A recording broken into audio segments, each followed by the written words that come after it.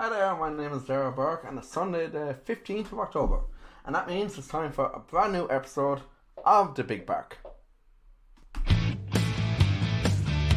The Big Bark, listen up dog owners, it's for you, all you canine lovers. It's your favorite podcast, The Big Bark, with your host Darragh Burke and canine co-hosts Bruno and Millie. The Big Bark.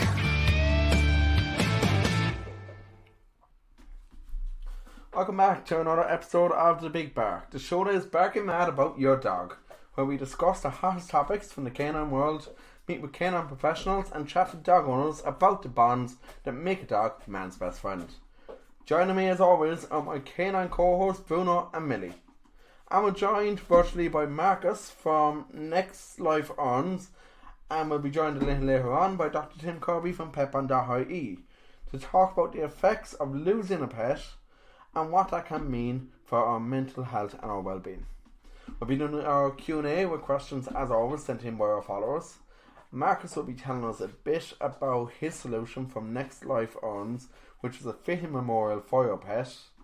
So let's get kicked off and let's welcome Marcus first of all to the show. Marcus, welcome to The Big Bark. Cheers, thank you very much for having me, Darragh. Really appreciate the opportunity. No problem at all. So Marcus, let's give you the spotlight for a small bit there. Go ahead and tell us about what it is you do and what you'll be chatting about this evening. So basically, my partner and I, we've come up with a great idea to memorialize your pet. We've created a living memorial that turns your pet's ashes into a tree or plant of your choice. So basically, instead of just, getting the traditional means of getting your urn back and having it sit on a shelf or something like that, we allow you to watch your pet's ashes grow into a new life. Fantastic. And Marcus, how did you come up with this idea? So the story is actually a little bit sad, unfortunately. 6 months ago today, that's actually why my partner isn't joining us. He lost his mum and he was in the graveyard and he saw the tombstone and he thought about there must be a better way to memorialize, your loved ones. So he came up with this idea and obviously asked me to hop on board and I did. And basically we thought, why not be able to grow your pet's ashes into a tree? And so Next Life Urns was created. Fantastic. And obviously that's a very sad story and but something positive has really come out of that. And how has it been going for you so far? I mean, it's been going very well. I mean, a lot of time, a lot of effort. In the beginning, we were like, I remember a few months ago when we started it all up, we were like, oh, this is great. Literally now in a week or two, we'll have the website up and running. And little did we know that there is so much more going into starting a business. It's the first business that we started together or started either by ourselves. And a lot of stuff, a lot of curveballs thrown our way and stuff like that. But I guess that's all part of the fun of starting a business. So, I mean, so far the feedback has been great from customers and people who have found out about our product. So things are going really well, thank God. Really appreciate all the support that our followers and people are giving us. So it's doing pretty well so far. That's great. And tell me from your own experience, has it personally happened to you? Have you actually had the awful experience of losing a pet? Yeah, just last Christmas, towards the end of the Christmas, I think it was December 29th or so, around there, my cat that I had for about 14 years, she unfortunately got cancer and it spread really, really fast. And within a matter of a week or so, she was unfit and unfortunately she had to be put down in the vets. So yeah, and I guess that was another motivating factor of why I took this product and this idea to such heart, because I mean, we have her ashes back and they're just sitting in an urn on the shelves, and I just put it one and one together and saying, imagine being able to grow her into a tree and re-watch her grow. So yeah, unfortunately I think it's one of the toughest things about owning a pet, knowing that inevitably, I mean, anything can happen. So brilliant. And I'm going to bring in Dr. Tim Kirby here from Petbond.ie. Tim has been on with us a number of times before. So, Tim, welcome back to the Big Bark. Delighted to have you on again. Hey, you too, Darren. Good to see you. And apologies, Darren. Just yet again another technical challenge for me here. So, come here, look, I'm used to those by now at this stage, Tim. Tim, we're talking about losing a pet, and I know myself and yourself touched on this during a mental health episode last year. From a veterinary standpoint, like, you must see the grief that people go through on a constant basis when they'd be euthanizing their pets. Oh, absolutely, Gary. You know, it's really, I suppose, the one time you really get a true insight into the person themselves and the emotions. And what it really does show, Gary, is the bond that people have with their pets and the relationship that they build up over time. You know, it's one of friendship, it's one of trust, it's one of dependency a lot of the time as well. And I suppose when you're presented in that scenario, and often it's a very difficult decision for the person to make, number one, to euthanize their pet. Sometimes it's due to old age, it could be due to a veterinary condition or a medical condition where we have to offer the person that option, really, that it is time to euthanize their animal. It's a really difficult time for them. There's, as I said, the emotion of losing the pet and all those thoughts going through their head as well. And, you know, you're asking them to make a rational decision, you know, at a very, very tough time for them. So it's one of the most challenging times in many ways for a star as well. But I would always say to people that it's one of the great privileges of being a vet, that you're there with people when they're making such an important decision and you can actually help them through it. So, you know, I can, as a dog owner myself, as a vet who's been there endless number of times with people, it's certainly a challenge, and it certainly doesn't get any easier for people, that's for sure. Absolutely. And look, I know from my own experience, I did lose my last dog, Coco, there about, that was nearly 4.5 years ago. And from my own experience, it crushed me. Yeah. And for myself, I think like what Marcus from Next Life Urns has come up with is a fantastic product. Marcus, you want to tell Tim a bit about your product here? Yeah, so basically my partner and I, we've come up with this idea, and basically it's an urn that turns your pet's ashes into a tree or plant of your choice. So it's something that you could get and plant the ashes in and plant it as a unit in the ground, and a tree will grow from it. Brilliant. I like that, Marcus. It's a very individual concept. Yeah. I think it's good. I think it's a great opportunity for people to watch their pet grow again a second time, in essence. Yeah. Absolutely. And to be honest, I would love that there was an opportunity there like that when we lost Coco. Like, we had to take the difficult decision, like as Tim, you said, with many pet owners that would have to, and like, she wasn't well, she had cancer as well, so it was really hard. But look, you know it as well that, like, despite the impact it has on you grief-wise, you are making the right decision as well. Yeah. So what I'm going to do there now is I'm going to bring up our Q&A there. We have a number of questions come in, and to any of our viewers watching, feel free to send in questions in the comment section underneath our Facebook and our YouTube streams. So you can send in questions that way too. I'm going to add the questions here now to the stream here. These are ones that were sent in this week through our app that we use, Slido. So I'm going to just switch over to that there. Here we go. Alright, so let's just scroll up here a bit. Alright, so obviously here, like, we have a number of questions here that I'm going to put to both different ones to each. So the first one here is, what should I do with my pet's remains? Marcus, tell us why, obviously, like, we're encouraging people, like, to use your product. It's a great product. And tell us why you would encourage people to do something like this as a memorial. Right. Well, coming from personal experience, losing a pet isn't easy, of course. It's probably the last thing that you want to happen. Well, I mean, from a personal experience, I have ashes sitting on a shelf as well at home. And I mean, yes, I feel a certain sense of connection towards them and stuff like that. But I do feel that being able to watch them grow into a living tree in your backyard or in your front yard or something, or a plant or somewhere that you can see it every day, I feel like you'd be more connected to it. You know, anytime, oh yeah, that's Max's tree there, that's where Max is and stuff like that. You know, I think it enables people to watch their pet grow for a second time. Fantastic. Tim, I'm going to put the next one to you there. Was euthanizing my pet the right thing to do? I was told he was in pain, so my gut says yes, but the look in his eyes broke my heart as he passed. Yeah, that's actually a very, very common real-life scenario, Dara. So for this viewer, they're certainly not in their own, and it's something that we're presented with literally every day of the week, where we have to make the decision on behalf of the pet. And as I said, it's a very important decision to make.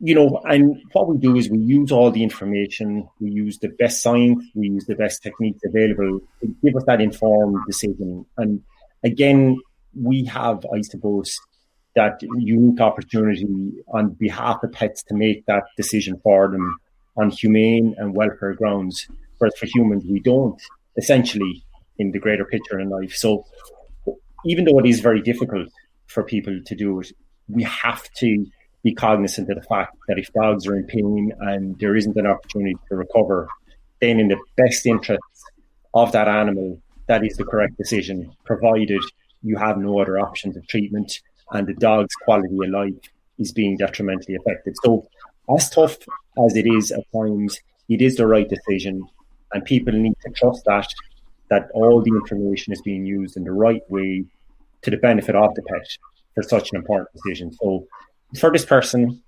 over time, they will realize that, yes, I did make the right decision at that time.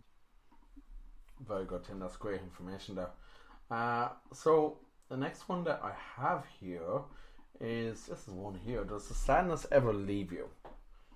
Now, I think that's a question I suppose that all of us could probably answer. Like, I know for myself, the answer is no. But I've taken, I suppose, I've taken solace in like the fact I do have my own, like my other two dogs here now as well. I'll never forget my last dog, Coco. The joy and everything she brought into my life was unreal. What about Marcus? What about you? What do you think? Personally, I don't think that it ever leaves, to be honest. I mean, obviously you've spent a lot of time and you're very attached to, your companion as an animal or a pet. I do believe that over time, though, I think you should really be focusing on thinking of all the good times, all the things that the pet brought you, happiness, unconditional love. And I think that you should dwell on the positives rather than the negatives. I mean, it is the circle of life. Everybody has their time to come. So, I mean, I think if you think about the positives and stuff like that, it really does help. But I do definitely think that the sadness does stay with you, but it just depends on how much. Very true. Tim? Absolutely, Derek. I mean, certainly I don't think it ever leaves you, but I do think it changes over time. So, initially you're going to feel you're going to be in a state of shock, that immediate grief. Then over time, I think there's almost a period of acceptance where you accept that, okay, this has happened and unfortunately your pet is no longer with you. Then as it evolves even more, then you start to say, okay, how can I remember my pet, and all the great times we had together. So you go through that cycle, just as Marcus said, through different phases and different waves of it, but it's always there in a different guise that never leaves you, but it does change. Okay. Yeah, it's definitely it's something that's, I suppose, very hard to come to terms with, especially here now. Like, there's a question here: my young child has not stopped crying since losing our dog Snowy. I'm gonna assume Snowy was the lovely little white dog. I could be assuming wrong. Any tips on how to make her feel better? Like, Tim, you must see children especially come in, and it must be very hard. It is, Dara, and a lot of times the children, they've grown up with the dog, so their earliest memories are with Snowy around, and now Snowy's gone, and essentially it's a sibling to them. That's what you're dealing with here. And what I often say to parents is, you have to explain it through the eyes of a child. So there's no point in making a very complicated story or something very abrupt. This is something that has to be continuous in the child's imagination so that they process it over time. So you don't tell them, that, okay, Snowy's gone and Snowy doesn't exist ever again. You tell them a story that Snowy's gone into another chapter in life where she's gone somewhere else at the moment and she's going to be very, very happy there as well. And, build a whole narrative around that. And, it's a positive transition into the next phase of her life, really, because that's how children are going to understand it. So, they obviously know that Snowy isn't around, but you have to explain to them where she's gone to in a very meaningful way is the key here. And again, it's how you communicate that in language that children understand, and children understand stories. And that's often the best way I say to parents, okay, get it straight in your head. How are you going to make the news in a story form to your child? And that seems to be the best way that we deal with it. Yeah, that sounds very good, Tim. Look, that actually reminds me of a story of even when I did lose walking myself. There was very, very good friends of mine. I want to give a shout out actually, Marcus Jankola. Not sure if they're listening this evening, and their daughter Alex, who would have, when she was very young, she would have actually grown up knowing my dog very well, and would often, if we met up during the day, we'll give my dog a hug and everything, and trying to it was something similar I did. We literally actually got Bruno more or less straight away because my dad didn't want to be well with the dog, and the story I told her was that Coco had gone, but she had sent Bruno to actually watch over her. Yeah. So it's something that I suppose was a nice little story to tell such a young child who probably didn't understand the loss and what actually happened. Yeah. And on that, Dara, somebody said to me recently, Dara, that the beauty about having a pet, one of them, obviously we know the benefits to your mental health, your physical health, and just the quality of your life. But somebody made a very interesting point to me recently, and they said that it gets young people very conscious of the transience of life and coming to terms with that from a young age. And it's kind of the first time I really thought about it like that. It wouldn't be the first thing that would spring to my mind, in having a pet as being beneficial in that sense. But it does, I suppose, in a way, it does expose you to grief, to loss, to, coping with that, to, continuing on the different phases that come, as we said earlier as well. And, it certainly does prepare people. And from a lot of people we would see coming into us, who have lost pets in the past, they would always say that going through that experience, as sad as it was, did prepare them for other events, with loss and tragedy in life as well, and particularly, with further pets as well. So again, it's that emotional roller coaster it brings you through as well. You take learnings from it, and it does, I think, over time change, and it does help people. Absolutely. And Marcus, I'm gonna put the next question to you there first. The question is, I feel like I haven't let go. My dog died 6 months ago. How do you say goodbye? Well, Dara, I think that it's very difficult to say goodbye, especially when, like I said before, a pet, an animal, it's like, your companion, you spend so much time with it, your day's routine are sometimes evolved around your pet. So, losing a pet is obviously a shock to the system, like Tim said. I think it's very hard to let go. I think it is a process of, I think it is something that, the grieving process, it's something that you have to do anyway with the grieving process, excuse me. Saying goodbye, walking through, maybe if you walk your dog through a park that you used to walk too often, walking through there, thinking about him, thinking about the good times you had. It's a very hard question because, everybody's different. Some people can say goodbye like that, and other people it takes years. So I think just thinking about the good times, remembering him or her for, the good times they gave you. I think that's the best you can do. Yeah, I definitely be in agreement with that myself. Everybody is different. Some people, and I hate to say this, but for some people, a dog is just a dog.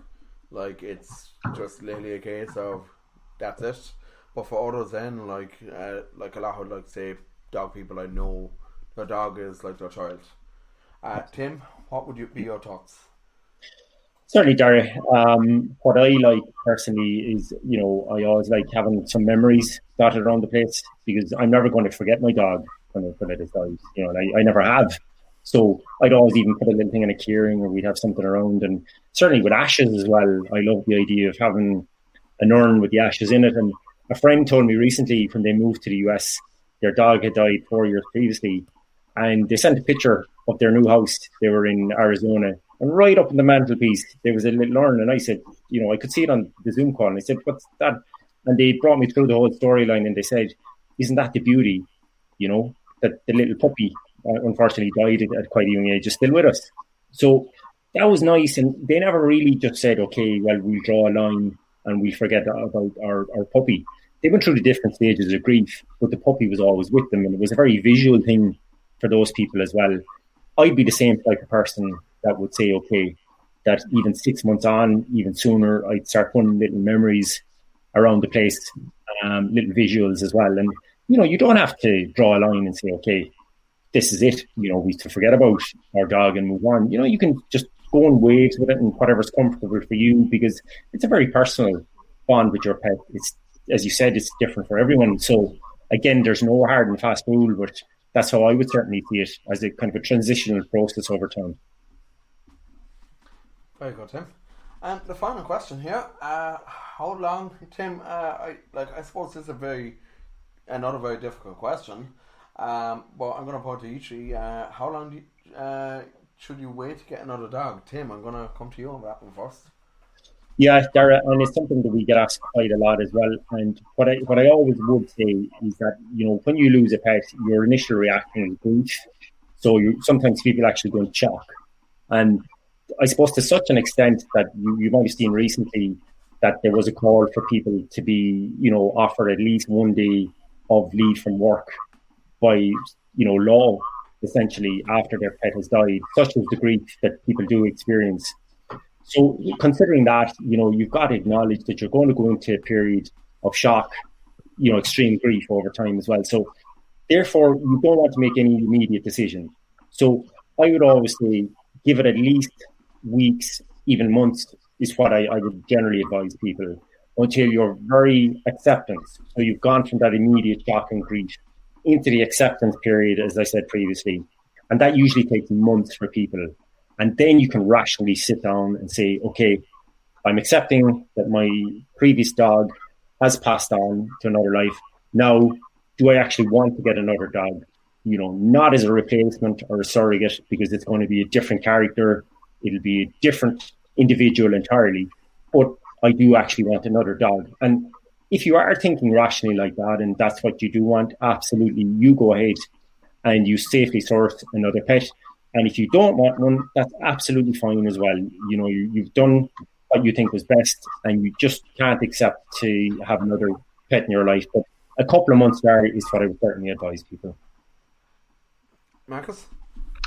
Yeah, I have to agree with Tim 100%. I feel like making decisions in such a moment, once you did lose your pet, it's not the best idea. I think you need to have time. As Tim puts it, the acceptance phase. I think you do need to be in that phase, which could take months, sometimes years for some people.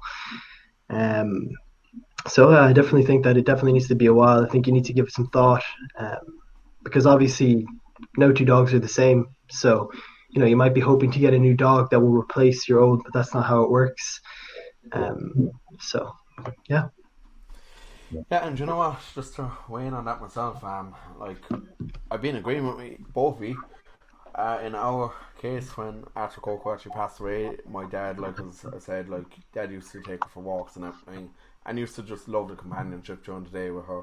So what Dad actually did was the following day, he actually didn't even wait a week or 2 weeks. He actually went and he got Bruno the following day. He drove up to I think it was up near Lochray that he got him. From a really nice family up there. He got to meet both the parents of the dogs, which Tim, from being with Petbond, is for yourself, you'd agree, is always important. Absolutely. And it's weird because for me, the first, I suppose, few days especially, I found it very hard to bond with Bruno because I was still grieving, and it actually happened, but probably close to a week later. Bruno was only 10 weeks old, I think, and he decided he was going to be adventurous, and he jumped off the couch, and he landed right down on top of his leg. So I was this was early in the morning, I was still in bed, and all of a sudden I just hear the yelping coming from the sitting room. So that was actually for me. I think even then, like I started to bond with him. Then I literally just took him into my arms, like, and luckily nothing was broken. He was in a bit of a sling for a few days, but he was up and about in no time. But it taught him not to jump off the couch again. But I think for me, like that's when we started bonding, and like it is different for everyone. But like I never saw him as a replacement for Coco, but my life is like it wouldn't be what it's like now without my dogs in it. I can tell you that much. And it's so true, Barry. Like, what with as well, you're saying your dad, he got a dog the day after, and people, should understand that bond you have with your pet, like, even though it's a companionship, but there's a chemical reason for that as well, because your dad associated, his dog with walking, physical exercise, mentally happy as well. So he's getting all the oxytocins, he's getting serotonin, he's getting all the good chemicals released into his body from his brain, and that almost becomes addictive, just like any other positive stimulus is to humans. So if you take away something positive like that, and your body and your physiology has adapted over time to that, it's one going to get it again as soon as it can. So some people are ready to go, as you rightly said, that your dad was, to go and get another dog, and then he's able to bond with it very closely, and that whole process continues on. So that's where, again, we're different as individuals. Whereas one person could take months, one person could be one day, and that's just the beauty of people with pets. Everybody's so different, and we're all looking for the same thing at the same time. Exactly. And like you mentioned there, the serotonin, the oxytocin, like the feel-good chemicals, they're very important, obviously, for our mental health. And like that's why dogs themselves are like so important for our mental health and our happiness. Yeah, more so than ever, Darry. You see all the publications coming out recently showing. There was one last week there. It's an American institute that we work very closely with, and it's showing the reduction in blood pressure, reduction in the heart rate of people as well, reducing the incidence of depression, more so than any single drug that has been discovered, even in placebo trials with different control medications. This is fairly astounding stuff when you really quantify it and you can measure the benefits of what a dog will bring to people. And I think it's fantastic to see it being done in that fashion. Absolutely. And I'm actually just looking at an article here that the Irish Times set up during the week, and new research, new dog DNA research finds that they behave, age and mellow like we do. Researchers in Vienna have found that dogs' personalities change over time and they mellow in the same way that humans do. And the most intriguing part is that, like people, some dogs are just born old, which is to say relatively steady and mature, and a kind of pup that seems ready for Mr. Rogers' cardigan. There you go. It's the individuality, isn't it? Pets are just, in many ways, they're kind of mirror image of humans in many aspects. So it's very interesting research. And I suppose one thing on a happy note, I want to kind of touch on. It's actually something I meant to touch on last week with the US election wrapping up last week. It's just so fantastic to see Joe Biden, and he has his two dogs, Major and Champ, and it would be the first rescue dog to ever be in the White House. Well, I did hear that that Trump was the first president, I think, over 100 years or something like that to be in the office without any pets. Yeah, so I believe. And I'm looking at images here, like Joe Biden, he seems to be his family seem to be like a real dog kind of family. So it's great to see that we'll have a first dog again. That's brilliant, Barry. I mean, you even see pictures coming out during the week.